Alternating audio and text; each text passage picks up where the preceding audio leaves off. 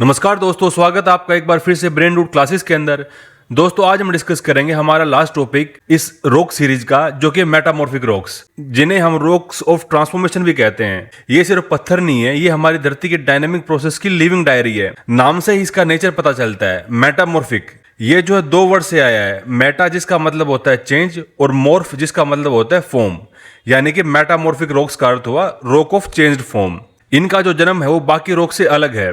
Igneous rocks सीधे molten magma से crystallise होकर बनते हैं। सेडिमेंट्री रॉक्स लूज सेडिमेंट्स के कॉम्पैक्शन और सीमेंटेशन से बनते हैं। लेकिन मेटामॉर्फिक रॉक्स ये पहले से मौजूद रॉक्स, चाहे वो इग्नियस हो, सेडिमेंट्री हो या पुराने मेटामॉर्फिक रॉक्स हो, उनसे बनते हैं। इसके अंदर मेल्टिंग नहीं होती, ओनली ट्रांसफॉर्मेशन होता है। तो दोस्तों सोचिए ये प्रोसेस कितना पावरफुल है। एक रॉक बिना पिघले हुए सिर्फ हीट, प्रेशर और केमिकल रिएक्शन से जो है पूरी तरह नया लुक और नया मिनरल कंपोजिशन ले लेती है। इसलिए इन्हें रॉक ऑफ ट्रांसफॉर्मेशन कहा जाता है। अब सवाल आता है कि ट्रांसफॉर्मेशन होता कैसे है। मेटामॉर्फिज्म अर्थ के डीप इंटीरियर में होता है, जहां पे टेम्परेचर काफी हाई होता है और प्रेशर काफी इमेंस होता है और केमिकली एक्टिव फ्लूइड्स वहां पे सर्कुलेट करते हैं। दोस्तों ध्यान दीजिए, हीट और प्रेशर मिनरल्स को मेल्ट नहीं करते, इंस्टेड ये जो है रिक्रिस्टलाइजेशन और रीऑर्गेनाइजेशन कराते हैं। इसके अंदर ओल्ड मिनरल्स डिसॉल्व हो जाते हैं और न्यू मिनरल्स जो है वो ग्रो करते हैं।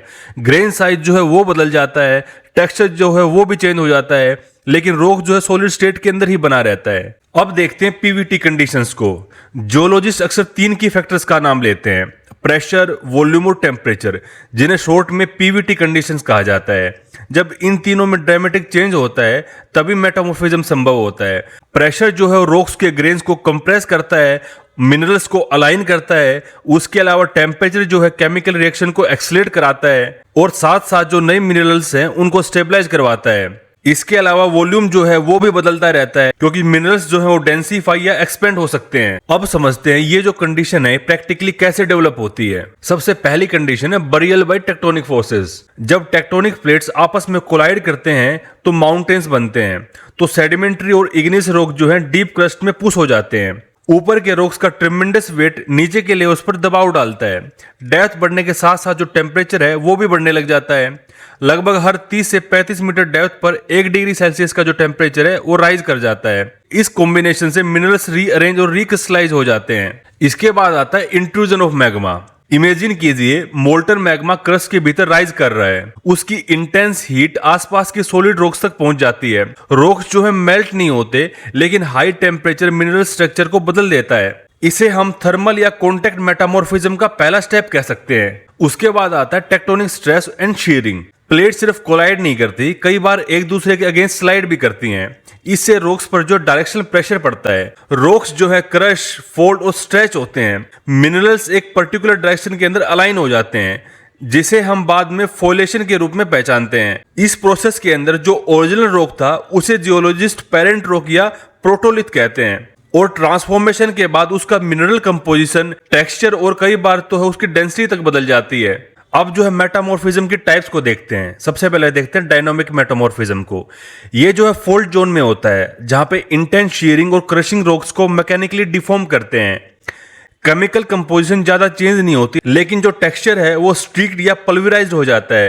यहाँ पे पल्वराइज्ड का मतलब है to crush something into a fine powder. उसके बाद बात करते हैं थर्मल या कॉन्टैक्ट मेटामॉर्फिज्म। ये तब होता है जब hot magma near by rocks को हीट देता है, हाई टेम्परेचर मिनरल्स को रिक्रिस्टलाइज कर देता है और मोल्टन बॉडी से न्यू मेटेरियल्स भी इंट्रोड्यूस हो सकते हैं। और इसके रिजल्ट में एज ए रिजल्ट जो है एक बेक्ड जोन डेवलप हो जाता है। इसका एक क्लासिकल एग्जांपल है लाइमस्टोन का मार्बल में बदलना। अब देखते हैं रीजनल मेटामॉर्फिज्म को। ये जो है सबसे वाइड स्प्रेड टाइप है। Large scale mountain building events के दौरान रॉक हाई प्रेशर और हाई टेम्परेचर दोनों फेस करते हैं। हिमालय जैसे फोल्ड माउंटेन बेल्ट्स इसका परफेक्ट एग्जांपल है। इसके अंदर जो है शेल जो है स्टेप बाय स्टेप में स्लेट में बदल जाता है, फिर जो है सिस्ट में बदल जाता है और लास्ट में जो है नीच के अंदर कन्वर्ट हो जाता है। यहाँ पे जी जो है साइलेंट है, इसलिए इसको नीच बोला जाता है। जैसे जैसे प्रेशर और टेम्परेचर बढ़ता है, ये जो कन्वर्जन है एक स्टेप से फाइनल स्टेप तक पहुंच जाते हैं। यानी कि पहले शेल, शेल के बाद स्लेट, फिर सिस्ट और लास्ट में जो है नीच बनता है। मेटामॉर्फिक रॉक्स की सबसे खास पहचान होती है उनकी टेक्सचर और स्ट्रक्चर। सबसे पहले बात करते हैं फोलिएशन की। इसके अंदर जो है मिनरल्स पैरेलल प्लेन्स में अलाइन हो जाते हैं।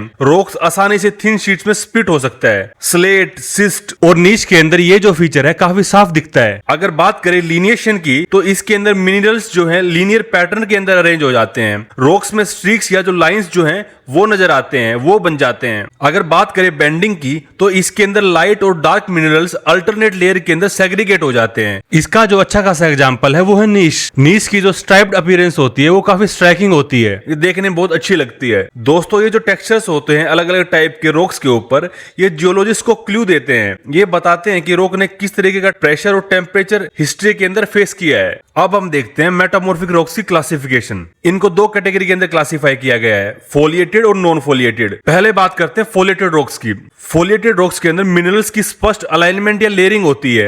ये रॉक्स तब फॉर्म होते हैं जब डायरेक्शनल प्रेशर मिनरल्स को पैरेलल प्लेन में अरेंज कर देता है, और यही कारण है कि ये अक्सर जो है थिन शीट्स के अंदर स्प्लिट हो सकती हैं। इसका अच्छा खासा एग्जांपल है स्लेट, जो कि सेल से बनता है। हालांकि स्लेट जो है लो ग्रेड फोलिएटेड रॉक है, ये जो है फाइन ग्रेन स्मूथ टेक्सचर वाला रॉक है। ये जो है पेपर थिन शीट्स में टूट सकता है। इसका जो यूज है रूफिंग टाइल्स के अंदर, उसके अलावा जो ओल्ड स्टाइल ब्लैक बोर्ड्स हैं उनके अंदर अच्छा खासा होता है। अगर बात करें फिलाइट की, ये जो है स्लेट से एक स्टेप हायर ग्रेड का होता है। सरफेस पर जो है सिल्क की सीन दिखाई देती है क्योंकि टाइनी माइका फ्लेक्स लाइट को रिफ्लेक्ट करते हैं और जेंटल वेव जैसा लुक दिखाई देता है। अगर बात करें सिस्ट की, ये जो है एक हायर ग्रेड मेटामॉर्फिज्म का एग्जांपल है। मिनरल ग्रेन्स इतने बड़े हो जाते हैं कि माइका, गार्नेट या स्टोरोलाइट जैसे क्रिस्टल्स नेक्ड आई से भी देखे जा सकते हैं। शाइनी वेवी लेयर्स जो है इसकी खासियत होती है। ये जो है डेकोरेटिव स्टोन्स और इंडस्ट्रियल मिनरल्स के लिए काफी वैल्यूएबल है। उसके बाद नंबर आता है नीश का। ये जो है सबसे हाई ग्रेड फोलिएटेड रॉक है। इसके अंदर लाइट मिनरल्स क्वार्ट्ज और फेल्डस्पर होते हैं। उसके अलावा जो डार्क मिनरल्स हैं वो बायोटाइट और एम्फीबोल्स होते हैं, जो कि क्लियरली लाइट और डार्क बैंड्स के अंदर सेग्रीगेट हो जाते हैं। अब देखते हैं नॉन फोलिएटेड रॉक्स को।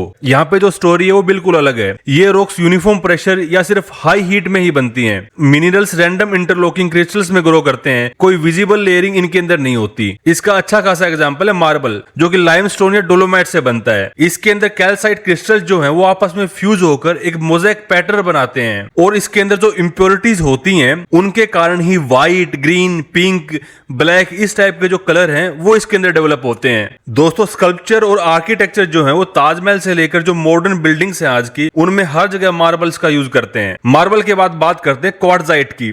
ये जो है प्योर सैंडस्टोन के मेटामॉर्फिज्म से बनता है। इसके अंदर क्वार्ट्ज ग्रेन्स इतनी टाइटली पैकिंग कर लेते हैं कि रॉक एक्सट्रीमली हार्ड हो जाता है, जो ग्लास को भी स्क्रैच कर सकता है। रेलवे बैलेस्ट, फ्लोरिंग और हैवी कंस्ट्रक्शन के अंदर इसका अच्छा खासा यूज होता है। उसके बाद बात करते हैं हॉर्नफल्स की। जो प्री एग्जिस्टिंग रॉक्स होती हैं उनकी कॉन्टेक्ट मेटामॉर्फिज्म की वजह से ये हॉर्नफल्स बनते हैं, और इस कॉन्टेक्ट मेटामॉर्फिज्म की वजह से ये काफी बेक्ड होकर डेंस रॉक बन जाते हैं। इनका जो ग्रेन साइज होता है वो काफी फाइन होता है, जिसको जो है हम माइक्रोस्कोप से ही डिटेल में देख सकते हैं। हर मेटामॉर्फिक रॉक अपनी पेरेंट रॉक या प्रोटोलिथ की कहानी सुनाता है। दोस्तों जियोलॉजिस्ट इन्हें पढ़कर एंशिएंट टेक्टोनिक इवेंट्स को डिकोड करते हैं। सेल जो है लो ग्रेड प्रेशर के अंदर स्लेट देता है, और ज्यादा प्रेशर और टेम्परेचर की वजह से फ्लाइट और सिस्ट बनते हैं। ग्रेनाइट या शेल जो है हाई ग्रेड कंडीशंस के अंदर नीश में बदल सकता है। उसके अलावा लाइमस्टोन या डोलोमाइट जो है इंटेंस हीट में जो है मार्बल में बदल जाता है। प्योर सैंडस्टोन जो है वो क्वार्ट्जाइट के अंदर बदल जाता है। शेल या सिल्टस्टोन जो है मैग्मा के कांटेक्ट में आने की वजह से हॉर्नफल्स में ब्रेक हो जाते हैं। दोस्तों ये जो सारे एग्जांपल हैं ये हमें बताते हैं कि एक रॉक ने कितनी हीट, कितना प्रेशर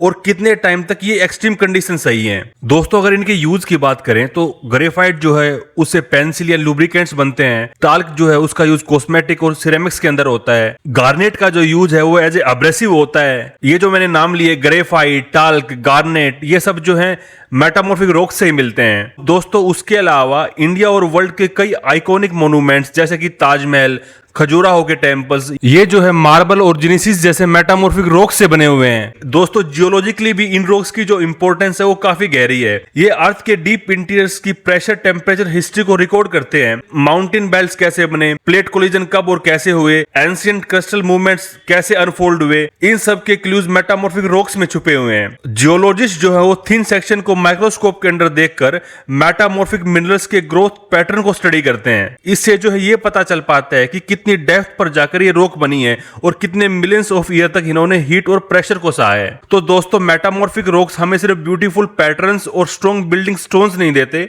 ये हमारी धरती की सबसे गहरी कहानियों को भी उजागर करते हैं। हीट, प्रेशर और टाइम मिलकर एक ऑर्डिनरी रॉक को एक्स्ट्रा ऑर्डिनरी मास्टरपीस में बदल देते हैं। तो दोस्तों जब अगली बार आप स्लेट की छत देखें या कोई मार्बल की मूर्ति देखें या किसी हिल स्टेशन के अंदर नीस की स्ट्राइप्स नोटिस करें तो याद रखिए आप सिर्फ एक रॉक नहीं बल्कि मिलियंस ऑफ ईयर का जियोलॉजिकल हिस्ट्री देख रहे हैं। दोस्तों यहाँ पे जो हमारा टॉपिक था मेटामॉर्फिक रॉक का वो कंप्लीट होता है।